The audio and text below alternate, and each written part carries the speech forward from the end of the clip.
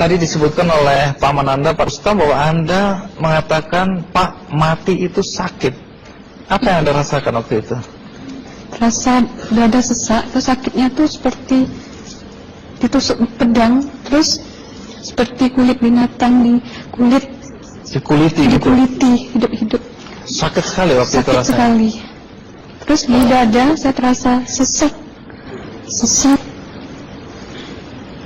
Setelah itu paman saya mengajar saya mengucap kalimat thayyibah, terus mengucap doa kalimat syahadat, asyhadu an la ilaha illallah wa asyhadu anna muhammadar rasulullah.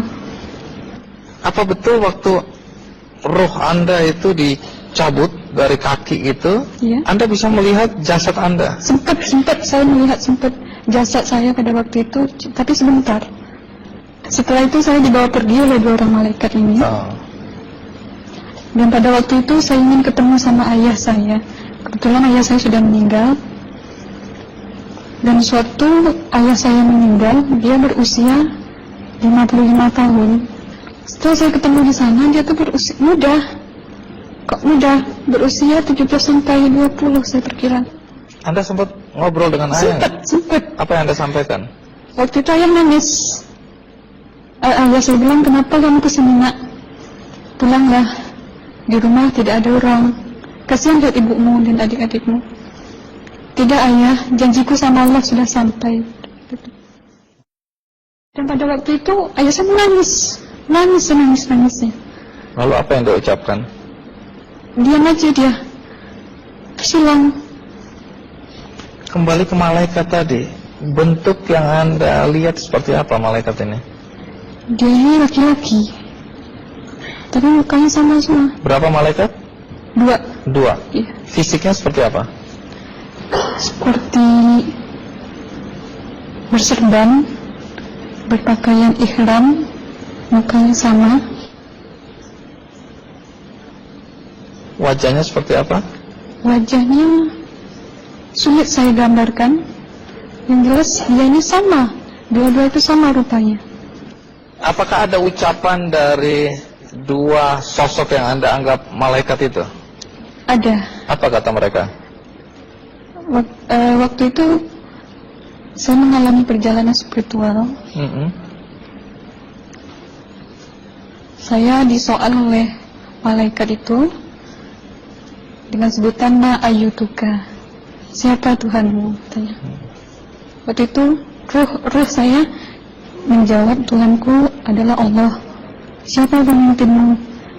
Pemimpinku adalah Nabi Muhammad Sallallahu Alaihi Wasallam. Mana kiblatmu? Kiblatku adalah Ka'bah. Siapa kedua orang tuamu? Siapa saudara maramu? Terus saya diperjalankan.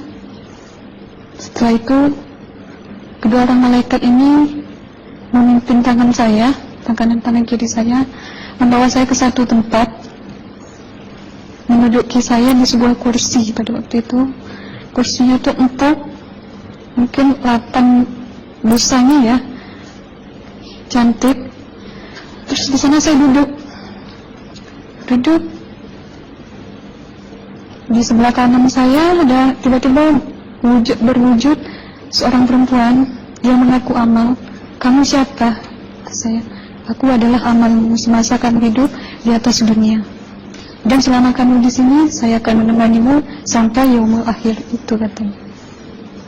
Dan pada waktu itu, saya melihat perempuan-perempuan solehah berpakaian muslimah, berkerudung, mencium pipi kanan, pipi kiri. Mungkin salam perkenalan pertama waktu menduduki di situ. Setelah itu, saya dihijrahkan lagi, dibawa oleh 2 orang malaikat ini lagi, melihat dosa-dosa besar ya. Di sana saya diperlihatkan ada seorang laki-laki memikul besi di bahunya. Saya perkirakan besi itu mungkin beratnya tuh berton kali ya. Berat sekali ya. Berat sekali. Terus dia berjalan nggak sampai-sampai ke tujuannya. Berlumuran darah nanah, baunya na'udzubillah min dzalik. bajunya tuh sobek-sobek. Waktu itu roh saya disaksikan oleh Amal. Saya tanya kepada Amal, roh tanya sama Amal, wahai Amalku, dosa apakah yang manusia ini lakukan sewaktu ia hidup di atas dunia? Amal menjawab pada waktu itu, sewaktu manusia ini di atas dunia, dia ini adalah menyantet orang, menemuh orang, sehingga dia berjalan nggak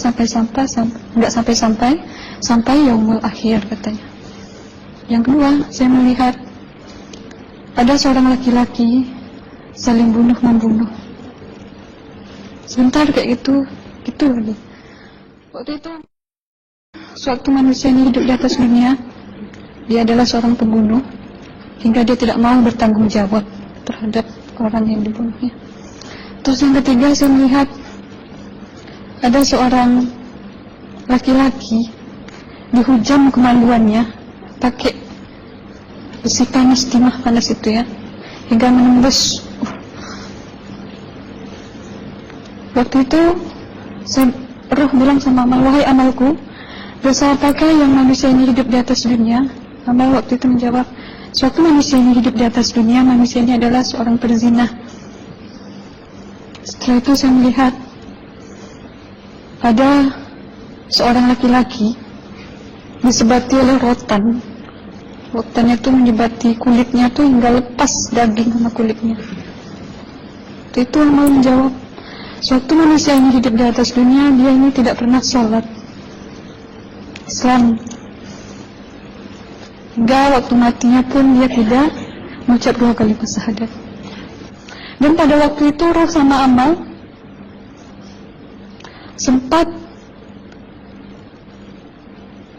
menghafiz Quran pada waktu itu dengan harapan supaya manusia yang Allah siksakan ini bisa terampuni dosanya. Jadi masih sempat waktu itu ya? Iya, roh sama Amal yang menghafiz Quran, bertahzim, bersalawat, baca ayat 1000 dinar, membaca Yasin. Tapi sayang, bahkan tambah banyak Allah tidak mengampuni dosa-dosa mereka, sayangnya. Setelah itu, akhirnya yang terakhir kali berzikir. Zikir saya pada waktu itu, subhanallah, walhamdulillah, wala ilaha illallah, wallahu akbar, la hawla wala quwwata illa billahil aliyyil azim. Sekuat-kuatnya nada saya berteriak, tiba-tiba saya merasakan detik jantung ya. Waktu itu mungkin paman saya yang menyaksikan, itu saya koma. Disitulah sebenarnya Anda kembali ke jasad ya? Iya, benar. Jadi banyak sekali Anda menyaksikan kejadian-kejadian di alam sana ya. Nah, menarik karena waktu kami menghubungin Mbak Aslina, pada dasarnya Mbak Aslina keberatan menceritakan kembali kisahnya. Tapi kalau toh akhirnya Anda mau sampai di sini dan Anda sudah bercerita, apa harapan Anda pada orang-orang yang mendengarkan kisah ini? Ya, harapan saya pertama, ya lebih banyak menyambut puasa ya, lebih banyak mendekat diri aja sama Allah, perbanyakkan amalan soleh, perbanyakkan zikir, perbanyakkan sholawat, baca Quran, dan sebagainya. Itu harapan Anda ya? Iya. Baik, terima kasih Mbak Aslina ya, sudah datang dari Bengkalis untuk menceritakan kisah ini.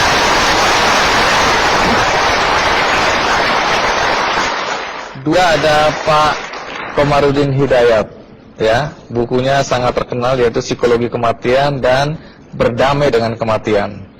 Ini menarik karena di buku pertama itu secara jelas Pak Komarudin mengatakan bahwa dia mewawancarai orang-orang yang pernah mati suri. Nah, boleh tahu apa yang Anda temukan dari pengalaman mewawancarain orang-orang yang pernah mati suri? Ada berapa istilah yang saya jumpai, yaitu orang yang mengalami keluar dari badan, namanya OBE, out of the body experience. Ini bukan mati suri, tapi orang ya sehat, dia ketika tidur itu bisa keluar dari badannya. Ini kalau dalam tradisi Jawa ada namanya Ngrogoh Sukmo juga ada kan, satu.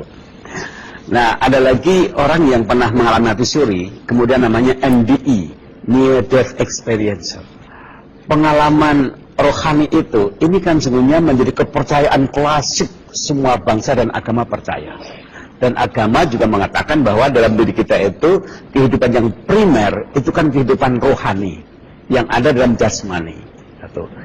Nah, pengalaman mati suri ini sungguhnya hanya memperkuat saja keyakinan agama manapun juga. Nah, kemudian cerita-cerita ini secara ilmiah sudah dibuktikan, tapi sudah juga diingkari.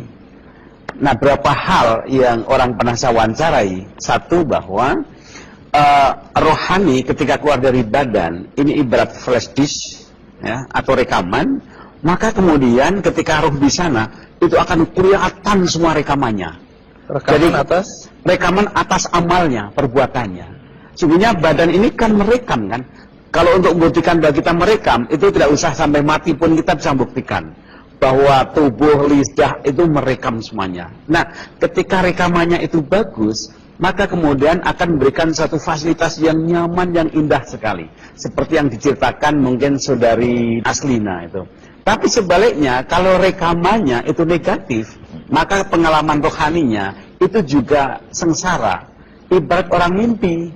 Ketika mimpi sebelumnya itu indah hidupnya, maka mimpinya akan indah. Tapi kalau sebelumnya itu sengsara, maka mimpinya sengsara. Kira-kira sederhananya seperti itu. Tapi pesan moralnya dari sekian banyak yang saya wawancarai, itu satu gini. Bahwa orang umumnya itu berubah total karena dia yakin bahwa hidup ini ternyata tidak selesai dan kematian, bahwa nanti ada kelanjutannya. Jadi ada hukum sebab akibat. Maka sekian banyak orang yang merasa wawancarai, yang tadinya tidak bayar pajak jadi bayar pajak, ya kan? Dan orang-orang yang merasa menang perkara karena nipu orang, dia kemudian dia malu, dia bertobat, sehingga berusaha dia untuk selalu membuat rekaman kebaikan untuk hidupnya. Nah, ini bagi saya itu believe it or not, tapi ternyata sekian banyak orang yang saya wawancarai itu betul-betul berubah hidupnya. Luar biasa. Ya. Terima kasih Mas Walidin.